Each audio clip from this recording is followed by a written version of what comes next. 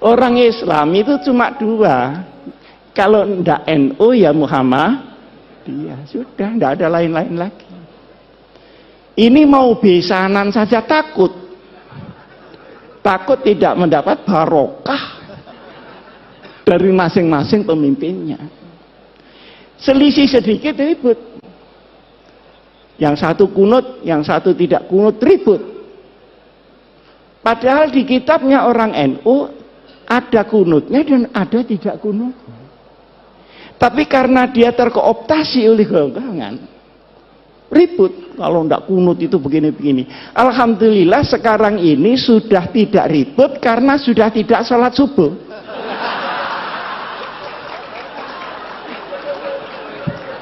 Jadi problemnya sudah kelewat. Dulu Pak Dian waktu saya masih habis dari Gontor pulang, beda hari raya itu berkelahi Pak. Takut ini puasanya dosa segala macam. Padahal yang selisih Muhammadiyah sama NU ini kan cuman tanggalnya, kan bukan hari rayanya. Bener apa enggak? Betul. Nah, kalau dibetulkan pengasuh sahih sudah. Yang beda itu tanggalnya. Kalau sholatnya ya itu Allahu Akbar sekian kali takbirnya ya sama. Loh kenapa tanggalnya kok enggak sama? Ngitungnya enggak sama. Kalau NU itu harus kelihatan tanggalnya dan itu perlu 2 derajat di atas ufuk. Muhammadiyah pokok sudah istimewa selesai lah. Ada apa mesti diinceng itu? Apa tamu dia? Lah yang nginceng ini ya tidak mau disalahkan. Karena Rasulullah Shallallahu Alaihi Wasallam itu nginceng. Sampai saya ketika itu Pak Din belum jadi ketua Muhammadiyah. Jadi ketika itu ketua Muhammadiyahnya Pak Syafi'i Ma'arif. Saya diundang oleh Pak Yusuf Kala. Marah-marah Pak Yusuf Kala itu. Ini gimana NU sama Muhammadiyah? Masa enggak bisa jadi satu hari rayanya itu? Repot masyarakat kalau begini. Saya tanya, caranya bagaimana Pak? Ya kompromi lah. Caranya, dengan Pak Den ya, maaf, dengan Pak Den. Katanya Pak JK, bagaimana kalau Muhammadiyah turun 1 derajat? NU-nya naik 1 derajat. Oh, kalau begitu langsung cash and carry saja.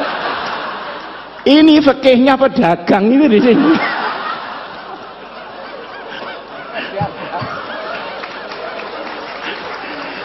Kok disuruh naik turun? Saya bilang enggak bisa Pak itu. Lah terus yang bisa bagaimana? Yang bisa pengertian seluruh umat Islam bahwa perbedaan itu terbuka memang ada. Yang kedua, ini tidak mengada-ada karena sholatnya sama, tanggalnya yang tidak sama. Wong hari di sini sama hari di Amerika tidak sama kok. Kita berangkat dari Jepang, dari Narita itu ya Pak Akhir, itu Jumat sore, sampai di California itu Jumat pagi. Ini sembahyang Jumat lagi apa tidak? Kalau sembahyang Jumat lagi kok sergap banget gitu loh. Sergap banget. Tapi ketika pulangnya, misalnya dari New York ke Jakarta, berangkatnya Jumat pagi, itu sampai Jakarta hari Minggu. Jadi kehilangan 1 hari, tidak tahu di mana Sabtunya ini. Jadi soal tanggal itu sudah biasa-biasa saja lah soal tanggal. Nah, alhamdulillah ini karena mungkin zamannya yang berubah, maka kedekatan ini semakin hari semakin nyata. Saya sama Pak Din sering diundang pidato bareng gitu. Kadang saya bisa, kadang Pak Din bisa, kadang salah satu tidak bisa gitu. Tapi lebih sering saya diundang Muhammadiyah daripada Pak Din diundang NU. Hah? Padahal ini mantan NU nih. Kenapa dia pindah? Karena tidak kerasan saja sama orang NU. Bukan karena teori yang tinggi-tinggi gitu. Ini orang NU kok kumuh banget. Kira-kira teman itu sekitar itu saja. Nah, masalahnya adalah sekalipun NU Muhammadiyah ini berbeda di dalam furu, bahkan Ibnul Furu ya, tetapi wawasan keumatannya sama, wawasan kenegaraannya sama. Karena Hadratus Syekh Kiai Hasyim Asy'ari ikut mendirikan republik, Kiai Ahmad Dahlan ikut mendirikan republik. Pahlawan nasional ada di dua belah pihak. Tahu jerih payahnya bagaimana membawa Islam di tengah kebinekaan yang luar biasa itu. Maka sabar. NU sama Muhammadiyah itu sabar. Cuman NU itu sama Muhammadiyah menurut saya itu sepasang sandal. Jadi kalau dipakai semua. Kalau tidak ya sekalian tidak semua. Jangan dipakai yang kanan, yang kiri tidak dipakai. Nah ini kira orang stres itu. Orang NU suruh bikin universitas rapi seperti Muhammadiyah. Sulit Pak. Tapi rahasia, jangan ngomong-ngomong orang. Tapi orang Muhammadiyah suruh ngurusi orang macul yang sehari-hari tidak ngerti apa-apa. Sehingga dia musyrik menjadi muslim. Enggak sabar juga Pak. Nah, bertemunya ini banyak yang tidak suka. Oleh karenanya, maka wawasan keagamaan, wawasan keumatan, wawasan kebangsaan dan kenegaraan tidak boleh dirobek oleh kepentingan apapun juga. Ini pertama. Sekarang yang kedua, pandangan-pandangan kaum muslimin terhadap negara Indonesia ini baru selesai setelah berpikir 40 tahun. Waktu tahun 1945 kita merdeka. Nah, setelah itu umat Islam berbagai macam pandangan Indonesia ini diapakan dan disestempel apa. Maka ada yang keras, harus pakai stempel Islam. Nah, keras ini melalui beberapa pendekatan. Ada yang pendekatan militer, kemudian lahir DI, TII. Ada yang pakai pendekatan militer dan politik, PRRI dan Permesta. Disaingi oleh kelompok-kelompok orang yang tidak suka agama, orang ateis. 48 pemberontakan komunis yang dipimpin oleh Uni Soviet dan pemberontakan 65 yang dipimpin oleh RRC. Saya tidak tahu ini akan ada pemberontakan lagi apa tidak. Nah, masalahnya selanjutnya yang saya maksud begini. Setelah pendekatan militer gagal, dicobalah, ini kok diem saja ada apa? Mendengarkan teman-teman ya? Setelah pendekatan militer gagal, dicoba melalui pendekatan konstitusional.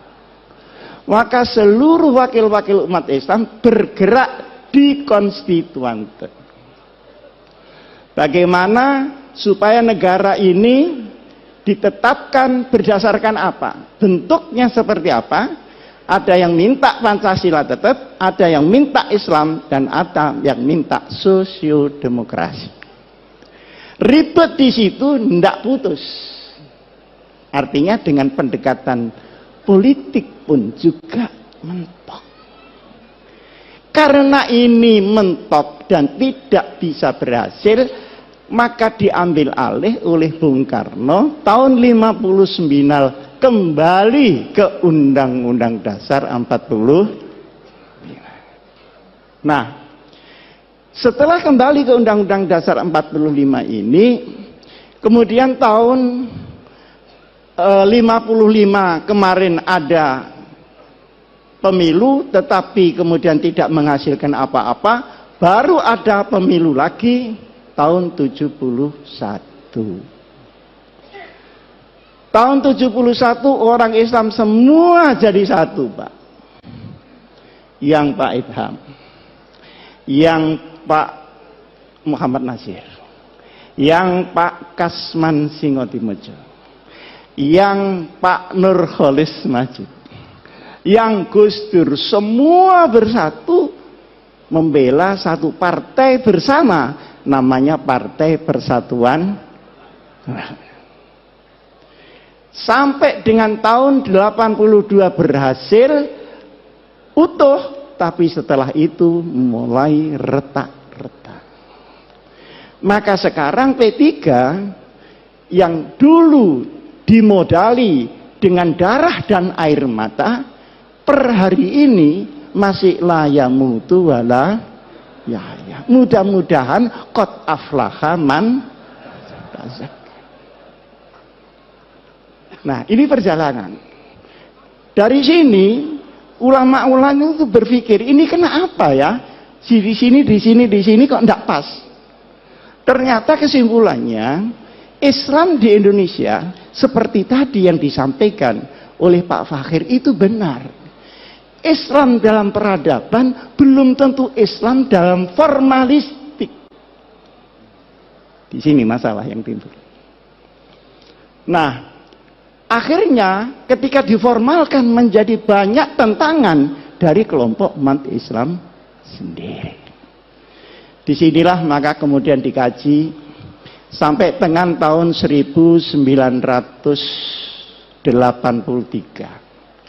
Berkumpullah ulama-ulama ketika itu di Jawa Timur dan tempatnya di Sukoharjo, di pondoknya Kiai As'ad, ngumpul semua. Cari jalan supaya selamat, sudah tidak ada goncangan-goncangan lagi, ini bagaimana?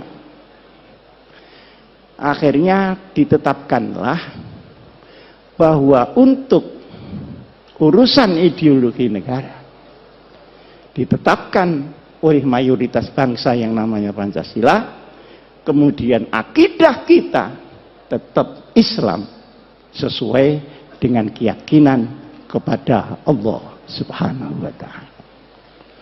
Ini baru selesai tahun 84. Pendekarnya ketika itu mungkin banyak orang tidak tahu.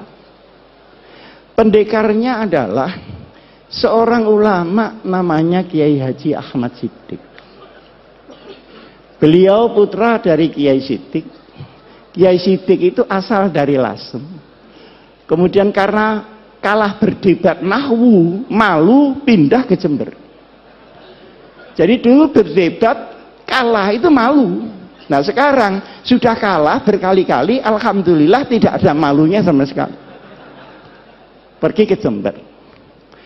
Saya tahun 83, ini belum pernah saya ceritakan di sini. Tapi mumpung ini ada waktu dan saya juga sudah menjelang tua, ada perlunya saya sampaikan. Saya tanya beliau, Kiai, ini penempatan negara dengan ideologi sendiri dan Islam sebagai umat Islam ini politis apa ijtihadi? Jawabnya beliau, ini ijtihadi, bukan politis, dan silahkan pakai untuk selamanya. Nah, karena saya tidak puas, saya tanya, dasarnya apa Kiai? Kemarin saya sudah menyampaikan ke Pak Hasan, kalau setelah saya di kantor itu memang ngaji pindah-pindah begitu, sana 3 bulan, sana 3 bulan, termasuk ngaji di Kiai Ahmad Siddiq. Dibukakanlah oleh Kiai Ahmad Siddiq Mitsaqul Madinah, perjanjian Madinah. Iki sing bahasa Jawa.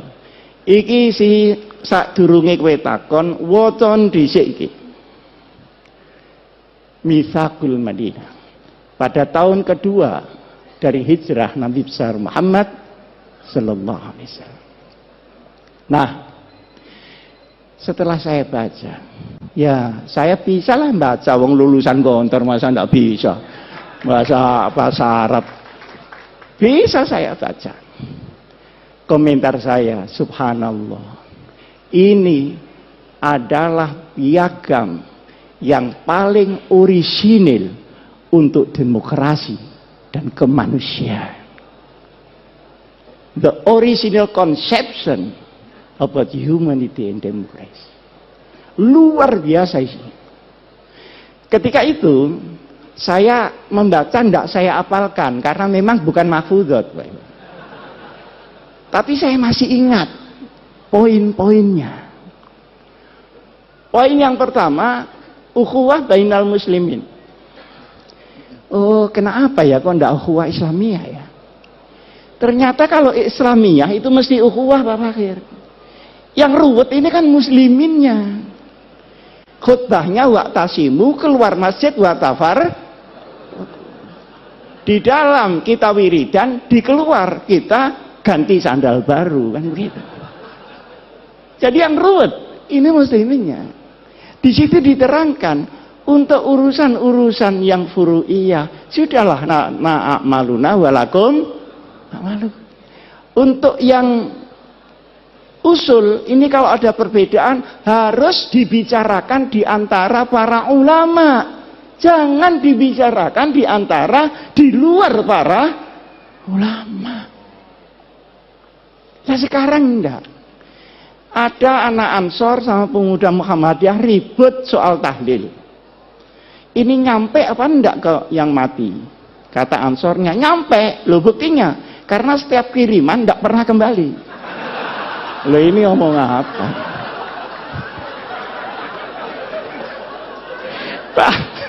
Ya pemuda Muhammadiyahnya ini kan enggak terima. Mana tanda buktinya? Nah kalau diserahkan bangsa begini ini Pak, innalillahi wa inna ilaihi raji'un.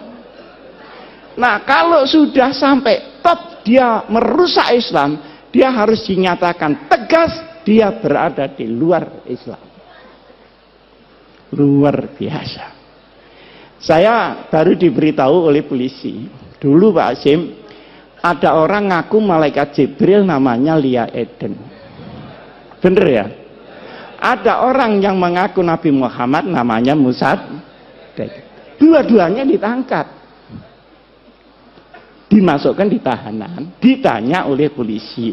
Wahai malaikat Jibril, pernahkah ketemu Nabi Muhammad ini?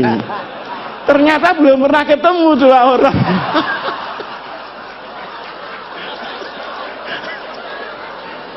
Lah kalau sudah sampai ini Pak, ya sudah, harus tegas, tidak usah ragu-ragu. Saya juga menyampaikan sama Al-Mukarram, Bapak Menteri Agama, sudah jangan ragu, katakan itu bukan Islam. Kenapa ragu? Tapi ini jangan cuma ditepuk tangan itu. Maksud saya, yang lain-lain itu ikut mendorong lah. Supaya ada pride. Karena yang menghadang pun juga sangat banyak. Yang kedua, ukhuwah bainal adyan. Mana yang bisa dikerjasamakan dengan luar Islam, mana yang tidak. Itu jelas sekali. Sehingga rahmatan lil alamin memang melampaui rahmatan lil muslimin. Urusan yang tidak syariah sudah. Bikin got bareng, bangunan, tidak apa-apa. Tapi kalau urusan yang syara, yang akidah, ya lakum dinukum, itu ada tuntunannya Pak. Dan itu disusun langsung Rasulullah Shallallahu Alaihi Wasallam. Nah sekarang ini kalau benci kelewat benci, tidak membedakan mana asyaduhum adawatan atau akrobahum mawaddatan. Zimmi dan harbi disamakan. Tapi kalau sudah kadung kepingin demokrasi, tahlilan di gereja, itu kurang tempat apa bagaimana? Seperti orang Kristen, nggak usah lah disuruh Jumatan. Nanti sandalnya hilang. Saya kan sering dicemooh sama orang Kristen. Gimana orang Islam itu? Uang ibadah kok sandalnya hilang? Ya mesti saja karena sandalnya ndak dipakai. Nah sampeyan sepatunya dipakai. Jadi yang hilang ya ndak sepatunya, tapi sepeda motornya yang di luar itu yang hilang. Jadi yang seperti disampaikan oleh Pak Din tadi sajalah al-hanifiyatus samkhah, itu pas sudah itu. Ini jangan diumek-umek lagi gitu maksud saya. Nah, kemudian yang menarik lagi untuk qabilah-qabilah di luar hukum syariat dipersilahkan untuk menggunakan kebiasaannya masing-masing. Ini saya belajar usul fikih di sini juga begitu Pak Hasan. Mabhadi awaliyah itu belum mabhadi akhiriyah loh. Masih mabhadi awaliyah tetap kunci. Nah itu digawa diintil-intil tak garap apa-apa kunci. Bab mabhadi awaliyah. Di situ kan ada al-ahdah muhakkamah. Tapi yang muhakkamah yang bagaimana? Tentu yang tidak khilafis syar'i. Ma warada fi syar'i mutlaqan wala dhabita lahu wala fil lughah yurja'u ilal 'urf.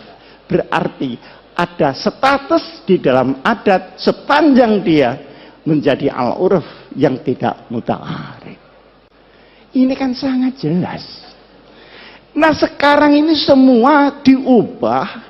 Yang lunak terlalu lunak, yang keras kekerasan. Semua yang lain dirinya dibilang kafir, masuk neraka. Neraka semua masuk neraka, surganya cuma dia aja. Lu kok tidak takut masuk surga sendirian? Yang arduhat samawatu wal gini-gini ini bagaimana? Nah, ada lagi yang kita merasa bahwa itu bukan Islam, seringkali ya, tetapi sesungguhnya itu pilar di dalam Islam, adalah kepastian hukum. Innallaha ya'murukum an tu'addul amanati ila ahliha. Tu'addul amanati ini untuk Pak Hidayat Nur Wahid. Untuk politisi-politisi supaya membawa amanat rakyat. Jangan 5 tahun sekali datang ke rakyat terus tidak tahu lagi, menunggu 5 tahun lagi. Ini yang tidak tepu, ini mesti pendaftar. Nah, kalau idza hakamtum, ingat bainan nas bukan bainal muslimin, antahkumu bil adl. Penegakan hukum ini harus sama rata sama rasa. Nah, sekarang di Indonesia kan tidak. Hukum naik susah, ke bawah kena. Pajak naik sulit, turun gampang. Akhirnya yang kena yang kecil-kecil. Jadi kepastian hukum. Jadi, inti dari hukum adalah al-adalah. Inti daripada politik adalah al-amanah. Kalau dua ini hilang, maka hukum akan menjadi cerita dan politik akan menjadi akumulasi kekuatan saja. Luar biasa, Pak. Di bawah ada lagi al-musawah bainal iqtisad, keadilan ekonomi. Ini tidak sama rata sama rasa, tapi sama-sama merasakan. Beda kan? Sama-sama merasakan. Kalau tadi biar anak saya Fatimah Sarakot lakotok tuh, ya dah. Kalau ini enggak. Masa tukang ban minta rezeki sama dengan pabrik ban? Kan enggak mungkin.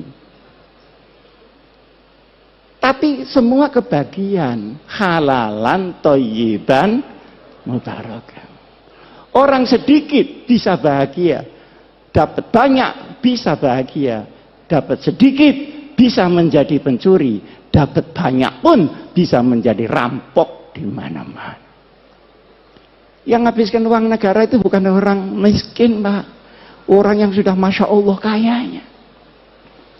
Nah, di sini pun adalah ketentuan yang harus ada di sebuah negeri, apapun bentuk negeri itu, kita ada orang Islam di situ, kita harus perjuangkan ini. Nah, kemudian ketika Madinah diserang orang-orang lain, maka seluruh agama yang ada, baik Yahudi, Nasrani maupun Sabi'in, harus bersama-sama membela nasionalisme Madinah. Coba, Pak. Ini kan Masya Allah. Dan ini bikinan Nabi Muhammad loh, bukan bikinan Muhammad belakangan ini, Pak. Ini Nabi Muhammad. Kekurangan kita adalah di dalam pemahaman daripada Islam, implementasinya sudah punya fikih, sudah punya dakwah, tapi kita sering melupakan sirah nabawiyah di dalam memimpin umat Muhammad Rasulullah Sallallahu Alaihi Wasallam. Karena sirah nabawiyah itu juga strategi implementatif yang real dari Rasulullah. Kapan Rasulullah dakwah diam-diam, kapan terang-terangan, kapan mengungsi, kapan hijrah besar-besaran, kapan dia menunggu, dan kapan beliau membalas serangan. Semuanya ini harus kembali di dalam benak kita. Nah, sekarang ini para bapak yang saya muliakan, negeri yang tadi oleh para ulama diputuskan tahun 84 itu supaya diisi, jangan didekonstruksi. Kalau didekonstruksi ruwet, habis waktu untuk mendekonstruksi, belum lagi mengisinya kembali. Lebih langsung dengan melakukan jurusan al-amru bil ma'ruf wan nahyu 'anil munkar. Seperti ada LGBT itu kok saya dengar yang teriak-teriak kok cuman saya, yang lain-lain ini gimana kok enggak teriak-teriak. Itu kan embrio supaya laki-laki kawin dengan laki-laki, perempuan kawin dengan perempuan, kan gitu maunya Pak Fakir. Kalau perempuan kawin dengan perempuan, saya nggak tahu lah karena saya nggak pernah jadi perempuan. Tapi kalau laki-laki kawin dengan laki-laki, itu mau olahraga atau mau kawin? Digempur saja. Saya juga ditanya pada Pak Hidayat, ini gimana gempur dari segala penjuru yang udkhulu min abwabin mutafarriqah. Jadi jangan menghilangkan amar ma'ruf nahi mungkar, sekalipun kita tidak melakukan dekonstruksi di dalam bentuk, tetapi kita harus selalu di dalam isi. Kadang-kadang kita menemui hadis Rasulullah Sallallahu Alaihi Wasallam, al hikmatu dhalatul mu'min iltaqataha aynama wajadah. Perkara yang hak itu milik orang Islam. Kalau tidak ada di tempat kamu, ada di tetangga, berarti itu milik kamu yang di sana. Ambil kembali. Jangan tetangganya dimaki-maki karena tetangga. Kalau bapak-bapak pergi ke Jepang, pergi ke Taiwan, pergi ke Korea, Masya Allah, perlindungan konsumen, perlindungan jual beli, kualitas. Nah ini ada saksinya Pak Fakhir, dilindungi oleh undang-undang. Jadi kalau kita ke Taiwan, kehilangan koper di bandara, pasti kembali. Karena mengembalikan itu biaya negara, dan tidak mengembalikan adalah kriminal. Loh, bukankah sepotong ini juga Islam? Seperti di Jepang, itu kalau ada toko malsu kualitas, langsung ditutup Pak. Jadi wailun lil mutaffifin itu kok jalan di sana, ndak jalan di sini. Sementara kita ini kalau beli makanan keliru terus, Pak. Buah-buahan katanya manis tapi kecut. Saya beli di Jalan Surabaya, Pak Din, itu lampu. Lampu itu yang kuno itu harganya mahal. 2,5 juta.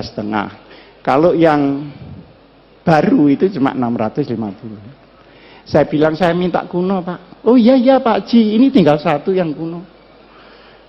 Setelah diberikan saya ternyata baru kan kelihatan baru cetakan itu. Loh Pak, ini baru Pak, bukan kuno. Aduh, sampean nih kok rewel. Sampean biarkan saja. Lama-lama kuno sendiri. Mati.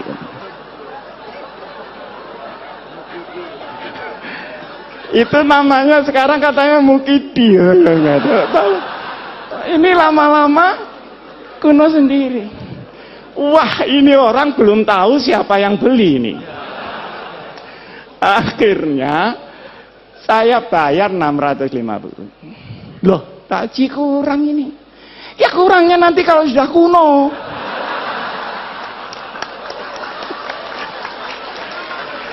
Itu kira-kira ada di Jepang apa ada di Indonesia kira-kira? Lah terus sepotong ini saja loh ya, bukan la ilaha illallahnya. Yang Islami yang mana? Akhirnya dia sadar, loh Bapak ini dari Sidoarjo, enggak, saya dari Malang. Lu Malang mana? Itu kan ada Pondok Al-Hikam, itu pondok saya. Oh kalau begitu Bapak ini Pak Hasyim Muzadi ya? Kok enggak bilang dari tadi ya? Kan malu saya kalau begini. Jangan begitu, lain kali bilang Pak kalau Bapak ini Pak Hasyim Muzadi. Bagaimana mudah-mudahan saya ini tidak kualat saya ini. Jadi dia takut Allah apa takut Hasyim Muzadi?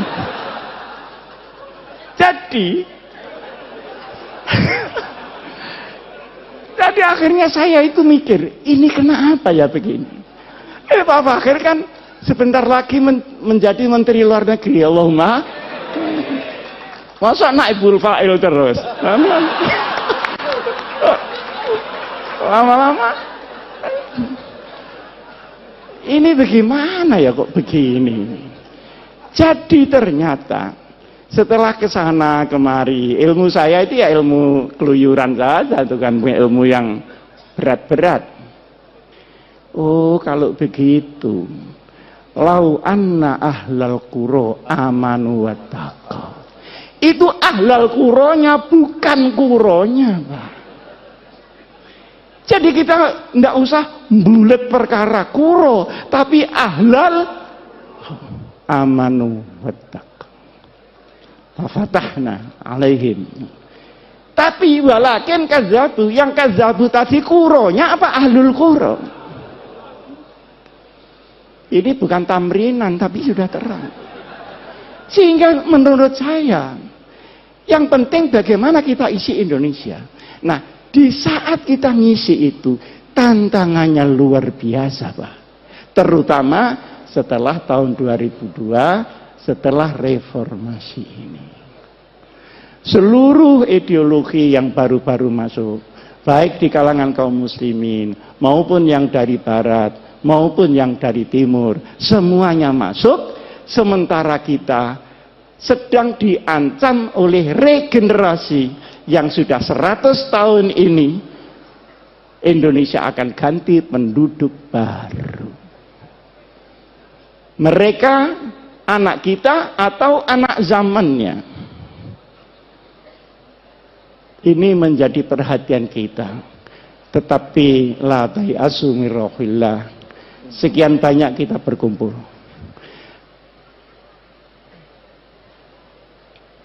Hum ya'lamuna kama ta'lamun wa tarjuna minallahi ma la yarjun. Oke, mari kita berjuang mengisi Indonesia ini. Berhadapan dengan yang merusak. Tetapi yakinlah kalau mereka sakit, kita pun sakit. Tapi kita punya Allah, mereka belum tentu mempunyai Allah.